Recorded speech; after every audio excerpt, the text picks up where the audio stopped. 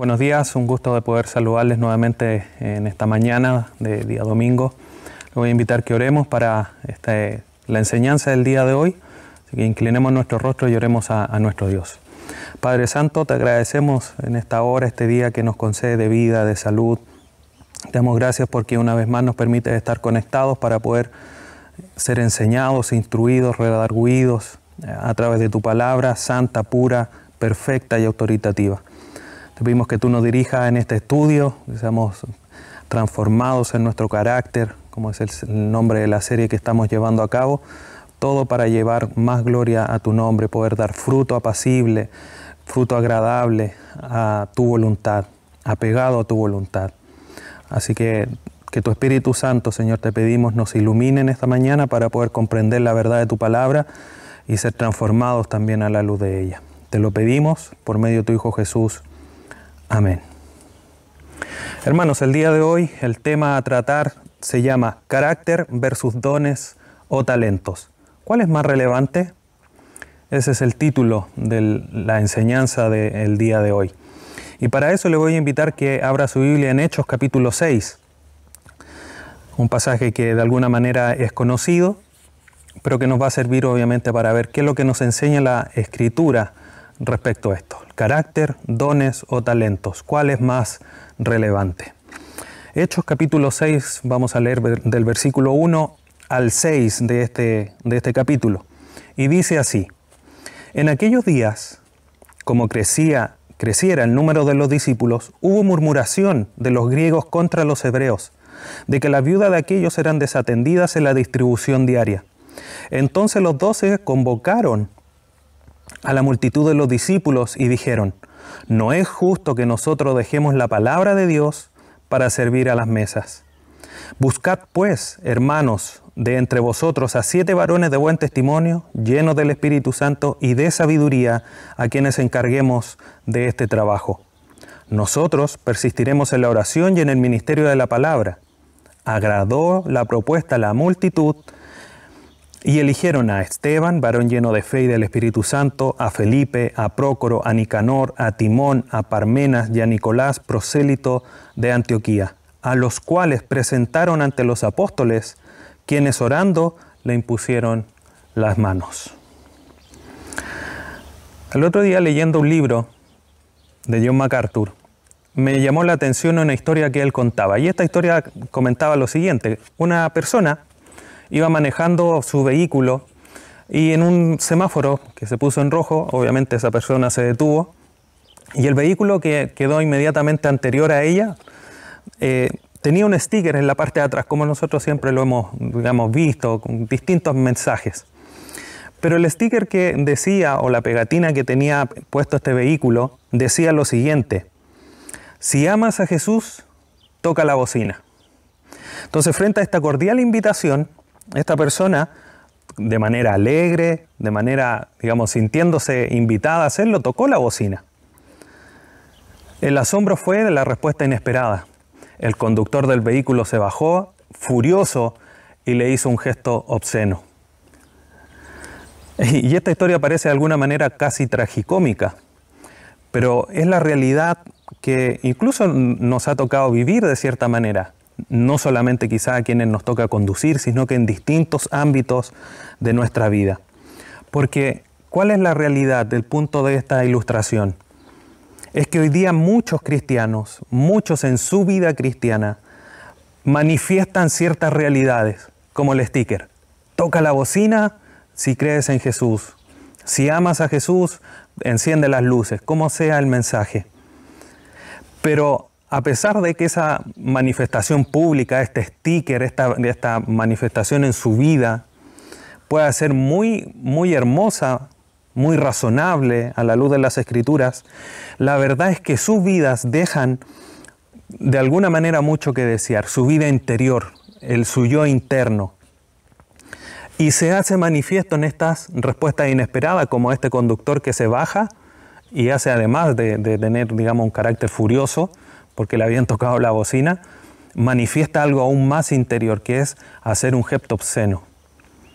Podría haber dicho algo, pero esa es la realidad que hoy día lamentablemente vemos en muchos cristianos, donde su vida manifiesta una vida quizás muy apegada a las Escrituras, pero lamentablemente cuando miramos al interior vemos una realidad muy distinta a lo que dice su sticker, a lo que dice su vida que es visible hacia los demás.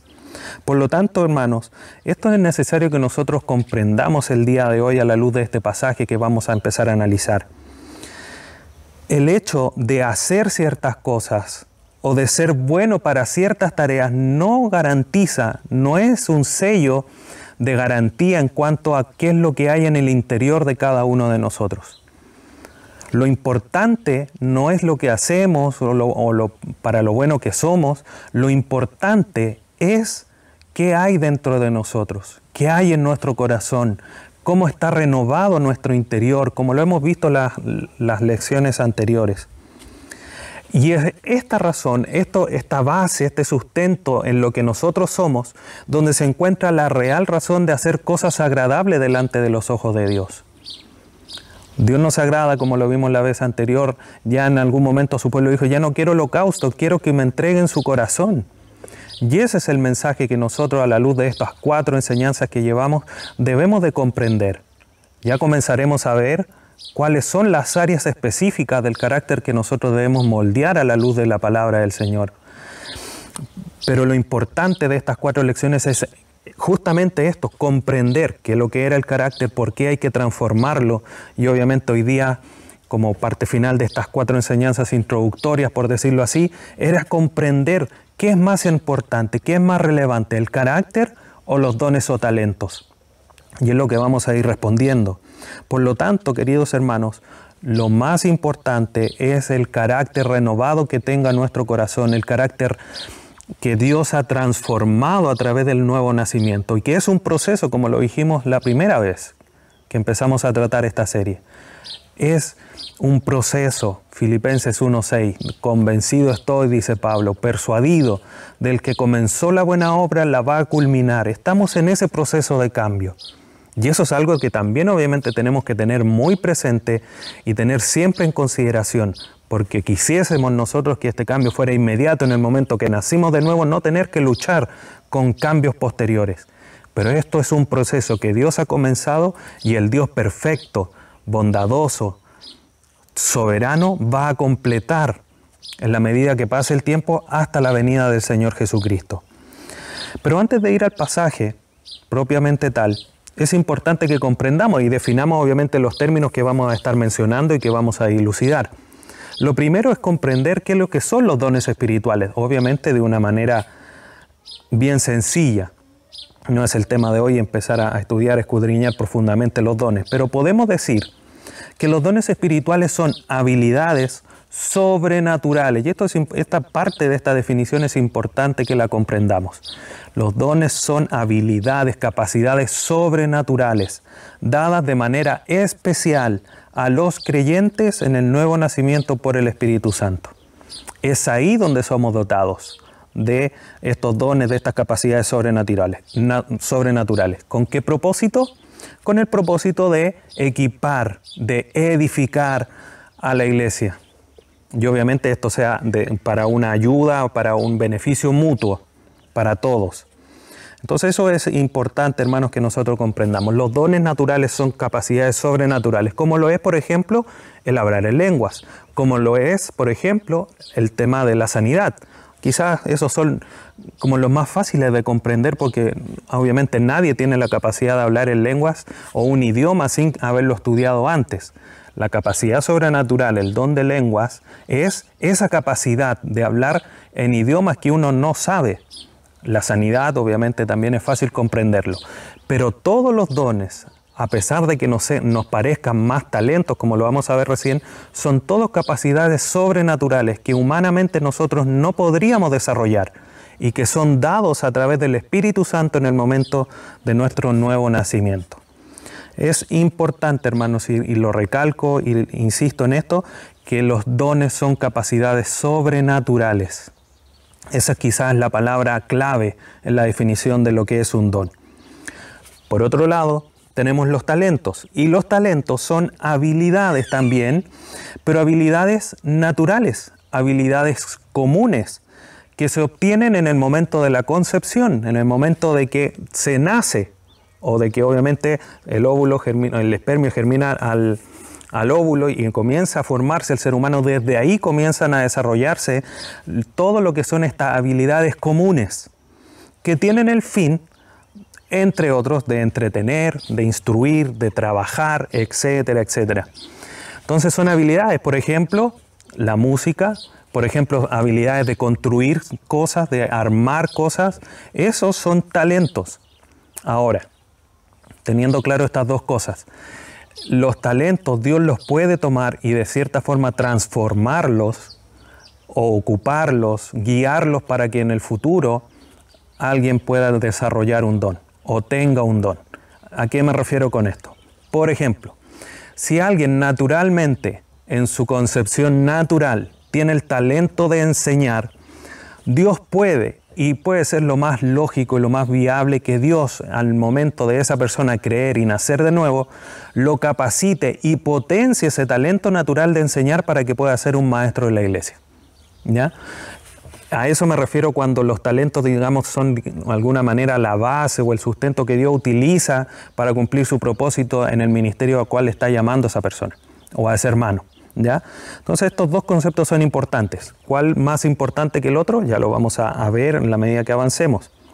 Y finalmente el carácter, algo que ya hemos ido definiendo a lo largo de este estudio, pero es importante, hermanos, que lo reiteremos para quedar claros. El carácter es la manifestación visible de lo que somos en el interior, como lo definimos la primera vez. Eso es lo que es el carácter.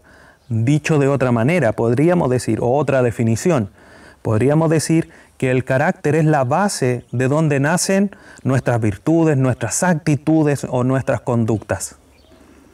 Es ahí, es como la fuente de lo que nosotros somos, de lo que manifestamos exteriormente. Como el caballero o la persona del vehículo, que se baja furiosa porque le tocaron la bocina. Eso nace del interior, de lo que es esa persona, una manifestación visible de lo que es interiormente. No sé, a aquella persona le molestaba, le enfurecía que le tocaran la bocina, injustificadamente. A lo mejor a algunos ni justificadamente les gusta que le toque la bocina, pero manifiesta esa realidad interior de lo que se es. Entonces está el carácter estrechamente relacionado, queridos hermanos, con los frutos. Ahí en Gálatas 5. Los frutos o el fruto del Espíritu. Y eso es interesante de notar. Los dones son muchos, el fruto es uno, pero eso ya es algo que voy a mencionar más adelante. Entonces es importante, carácter es manifestación interna y los dones y talentos son habilidades que nosotros tenemos para realizar ciertas tareas, ya sea de manera natural o sobrenatural en el caso de los dones.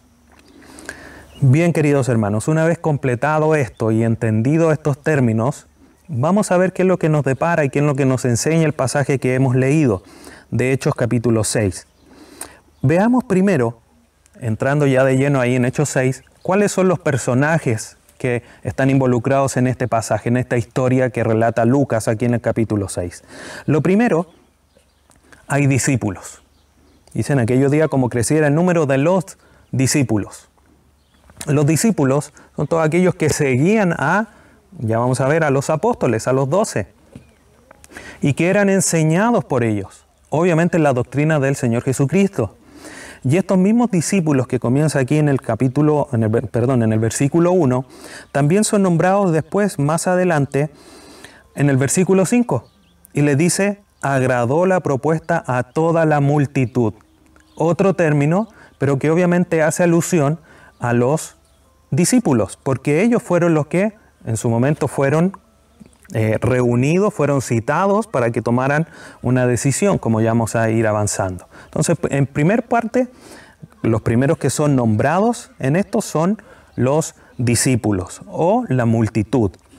Después, dice, hubo murmuración de los griegos contra los hebreos de que las viudas, una distinción, una característica que nos está dando este pasaje, los discípulos habían de distintas naciones y obviamente la Escritura hace distinción del pueblo escogido por Dios y los que sumaron en la venida de nuestro Señor Jesucristo, hebreos o judíos y los gentiles, y había murmuración entre ellos.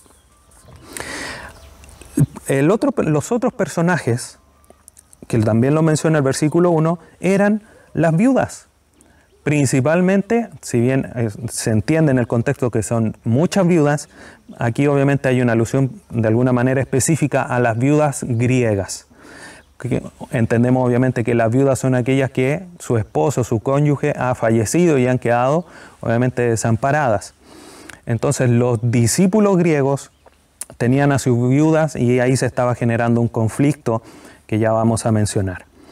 Después, versículo 2, tenemos los discípulos, las viudas, aparecen en el versículo 2 otros personajes, que son los 12. Dice, entonces los 12 convocaron a la multitud. ¿Cuál es multitud? A los discípulos.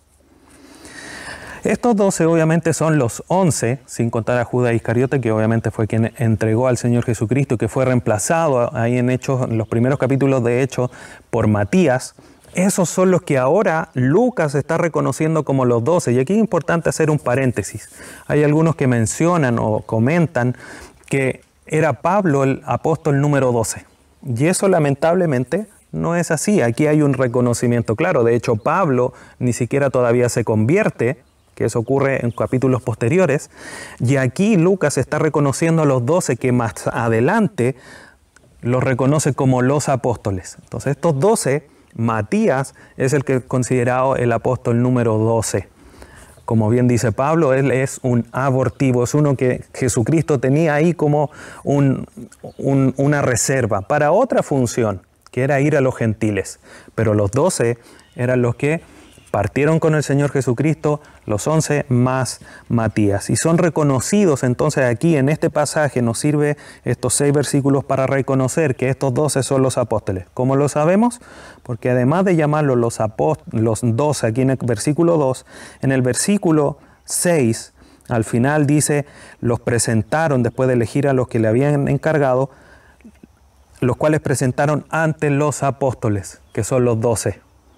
Que habían convocado a la multitud de discípulos. Entonces tenemos los discípulos, tenemos las viudas, los 12, y además tenemos estos personajes o estos hermanos que son escogidos para realizar una labor. Versículo 3, buscad pues hermanos de entre vosotros a 7 varones de buen testimonio. Entonces son hermanos, son creyentes, son discípulos, que de alguna manera aparecen como personajes de alguna manera especial y que después son nombrados con nombre, y que de alguna manera aquí se reconoce como el nacimiento de lo que es el diaconado dentro de la iglesia. Estos son, algunos lo llaman los protodiáconos, o sea, como los diáconos iniciales, que obviamente tienen características que hoy día uno no espera en el diaconado, y que obviamente realizaron labores que hoy día no son atingentes al diaconado, pero de alguna manera muestra esta realidad de que hay diáconos que se encargan de labores materiales, ¿ya? Entonces tenemos todos estos personajes. Tenemos los discípulos, la viuda, los 12 y los hermanos que son escogidos dentro de los discípulos. Pero ¿cuál es el contexto? ¿Qué es lo que se desarrolla a la luz de este pasaje? Lo primero que vemos, como leíamos aquí en el versículo 1, es que el número de los discípulos iba creciendo, tal cual como Jesucristo, y el mismo Lucas lo menciona ahí al final de Hechos capítulo 2, que el Señor agregaba a los que habían de ser salvos a la iglesia. Y eso comenzaba a ir aumentando. Ya vamos aquí en el capítulo 6, decía que los discípulos eran muchos, que estaban creciendo. Crecía el número de los discípulos. Y como mencioné, eso es lo primero. Segundo, hubo murmuración. Esta murmuración, queridos hermanos, la murmuración es una queja de manera silenciosa. Es como podríamos decir. Eso es murmuración. Y los discípulos griegos estaban murmurando porque las viudas estaban quedando sin atención, dice el versículo, de que las viudas de aquellos quienes estaban murmurando, hubo murmuración de los griegos contra los hebreos, de que las viudas de aquellos, o sea, de los griegos, eran desatendidas, eran ignoradas en el lenguaje original, en el griego. Dicen, eran ignoradas. Entonces se estaba generando aquí una dificultad, obviamente. Y los griegos estaban murmurando. Frente a esta situación, frente a esta murmuración, frente a esta dificultad que estaban haciendo por el creciente número de discípulos y de las necesidades en el grupo, versículo 2, los apóstoles, los 12, convocaron a la multitud de los discípulos y les dijeron, tomaron la rienda del asunto y les dijeron, vengan todos, juntémonos, reunámonos, aquí hay una situación que tratar.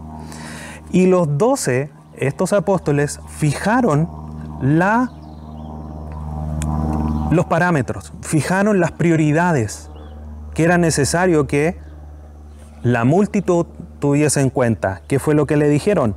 No es justo, no es apreciable, no es digno que nosotros desatendamos, que nosotros dejemos la palabra de Dios para servir a las mesas. No es digno, no es aceptable. Y esto ya pasa a ser la otra parte, ya vemos el contexto. Ahora empezamos a ver la solicitud frente a una problemática, a una murmuración por estar, de alguna manera, las viudas griegas estar siendo ignoradas. Los discípulos, los apóstoles, llaman y ponen estas prioridades, pero también una solicitud. Nosotros no podemos, porque no es aceptable que dejemos la palabra por estar haciendo estas otras cosas, frente a una problemática que se estaba levantando dentro de la iglesia. Y entonces la solicitud frente a esta prioridad que los apóstoles estaban poniendo, les dice, versículo 3, buscad, es una orden, es un mandato, es un verbo imperativo donde los apóstoles le dicen a los discípulos, buscad. Pero este buscad, y en el contexto además lo entendemos así, esta palabra en el lenguaje griego quiere decir que tiene un sentido de elegir, de seleccionar. ¿Cómo vemos esto directamente en el texto y no necesariamente mirando el significado de la palabra en griego? Es que le dice, buscad pues hermano de entre vosotros a 7 varones y les ponen requisitos. Buen testimonio, lleno del Espíritu Santo, lleno de sabiduría. Por lo tanto no era decir, ya tú y tú. No, ahora tenían que decir, mira, tienen que tener estas 3 características, estos 3 requisitos, para que puedan ir a cubrir la labor que es necesaria. Por lo tanto, este buscad tiene que ver con eso, con elegir, con seleccionar de entre la multitud a 7. Y esa era la cantidad necesaria que los 12, los apóstoles habían determinado que era necesario para cubrir la necesidad. Entonces, como decía, aquí los apóstoles, y comenzamos a ver y empezamos a descubrir cuál es la respuesta. ¿Cuál es más relevante? ¿El carácter o los dones y talentos? Y aquí en este pasaje, justamente en las solicitudes que los apóstoles hacen, es que encontramos la respuesta a esta pregunta. Buscad pues, hermanos, de entre vosotros a 7 varones, primero, buen testimonio. Segundo, llenos del Espíritu Santo. Tercero, llenos de sabiduría. Y estas son las características. Primero, buen testimonio. ¿Qué quiere decir esto? Tenían que ser hermanos que fuesen ejemplos del testimonio de Cristo en sus vidas. Que estuviesen mostrando en su vida frutos de un verdadero arrepentimiento, frutos de una vida cambiada por el Espíritu Santo. Que ellos estuviesen mostrando el Evangelio transformando sus vidas.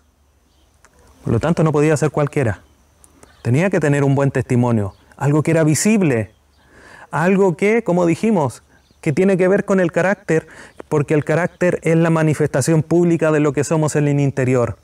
El buen testimonio demuestra lo que nosotros somos. Si hay buen testimonio es porque en nosotros, nuestra vida, nuestro interior está siendo transformado por el Evangelio, por la palabra.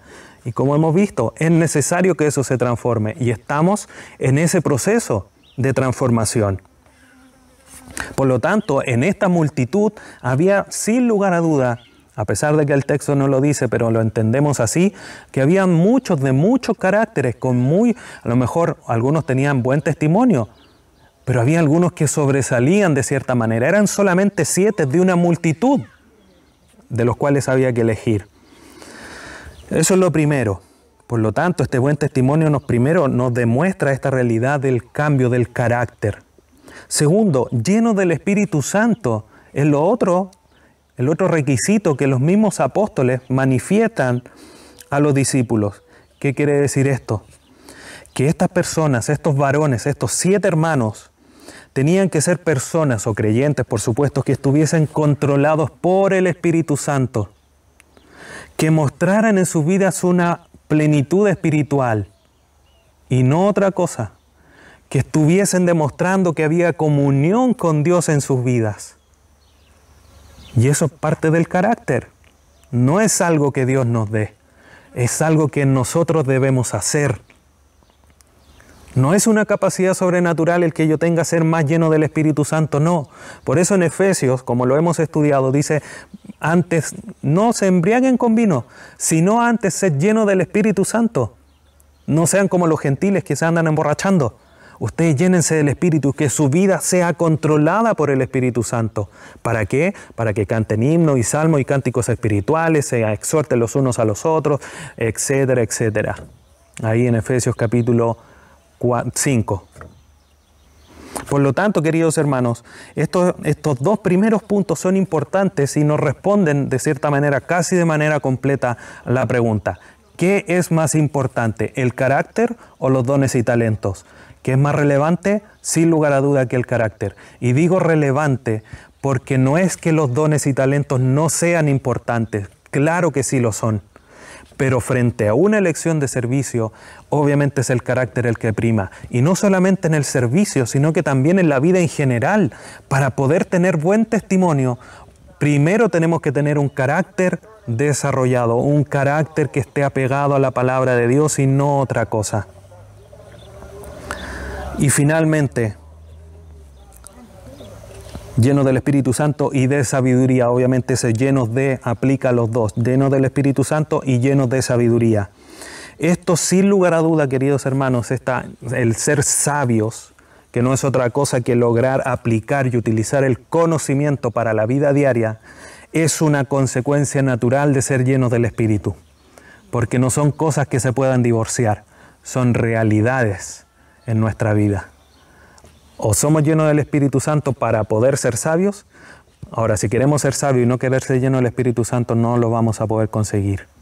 Tenemos que ser llenos del Espíritu Santo, y el Espíritu Santo, sin lugar a duda, va a ayudarnos a poder aplicar el conocimiento de la palabra de Dios que vayamos adquiriendo.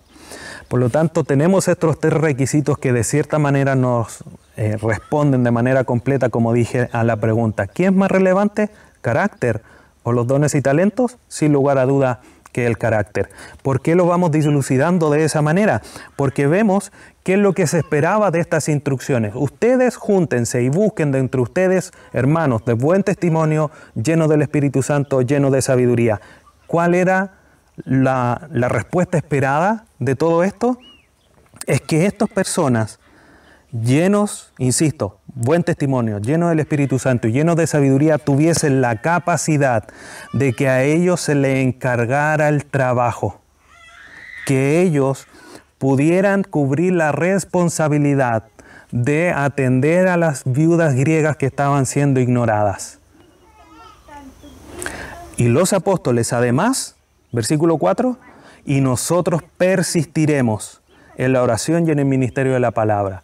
Se iba a solucionar el problema y la prioridad que los mismos apóstoles habían fijado iba a poder ser mantenida: la oración y la palabra. Esta palabra persistiremos quiere decir que los apóstoles iban a hacer un trabajo permanente que incluso lo iba a llevar a una devoción muy alta en cuanto de mantener este trabajo de oración y de la palabra. Pero como resultado de que los que eran elegidos tenían un carácter apegado a la voluntad de Dios, de buen testimonio, lleno del Espíritu Santo y lleno de sabiduría. ¿Cuál fue el resultado de todo esto? Vimos los personajes, vimos cuál era el contexto, vimos cuáles eran las solicitudes, qué es lo que se esperaba a raíz de todo esto. Ahora veamos cuál fue el resultado.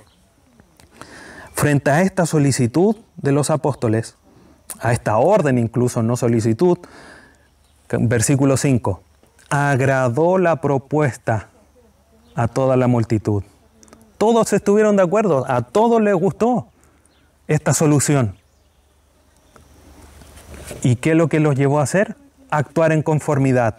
Agradó la propuesta a toda la multitud y eligieron, no conforme a lo que pensaban, no conforme a decir, oye, sí, pero en realidad podría ser que este tuviese. No, conforme a los 3 requisitos ellos eligieron a Esteban, Felipe, Prócoro, Nicanor, Timón, Parmenas y Nicolás. 7 hermanos que cumplían sin lugar a dudas con los 3 requisitos que los mismos apóstoles habían indicado que fuesen, digamos, la regla con que fuesen elegidos. A los cuales, versículo 6, presentaron ante los apóstoles. O sea, los apóstoles dijeron, elijan, nosotros nos apartamos, los hermanos, los discípulos eligieron a estos 7 hermanos, dijeron, apóstoles, aquí están, ellos son. ¿Qué es lo que hicieron ellos?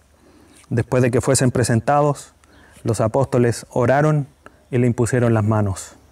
Obviamente esto como un símbolo de reconocimiento de que eran hermanos de buen testimonio, llenos del Espíritu Santo y llenos de sabiduría.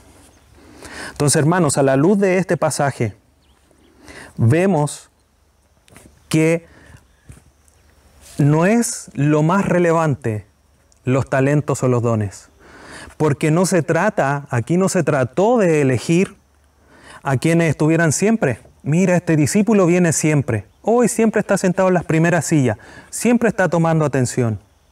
No se eligió a aquellos que mostraran más compromiso, de llegar más temprano, de irse al último. No se eligió o no se indicó que el requisito que es que tuviese ciertas habilidades para poder servir, para poder atender a las viudas, o que tuviese ciertas capacidades organizativas, o que si estaban siendo desatendidas, ignoradas, alguien que tuviese la capacidad de no ignorar a nadie. No se habló en ningún momento de capacidades, no se habló en ningún momento de ciertas habilidades, ya sean sobrenaturales o naturales.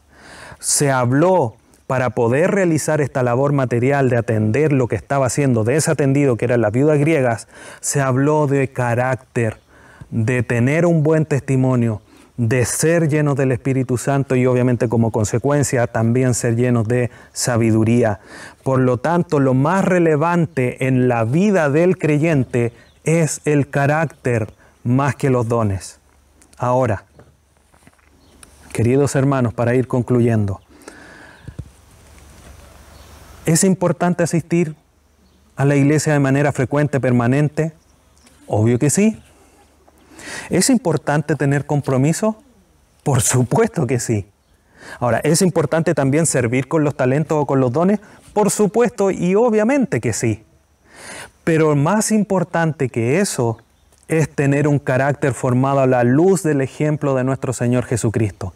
No podemos decir ahora, no, entonces como lo más importante, lo más relevante es el carácter, voy a dejar de hacer uso de mis talentos y mis dones. No, hermanos, esa no es el propósito de esta enseñanza, sino que es poner las cosas en su lugar correcto. Como dice Miguel Núñez, antes de hacer, primero hay que ser. Y nuestro carácter tiene que estar de cierta manera formado.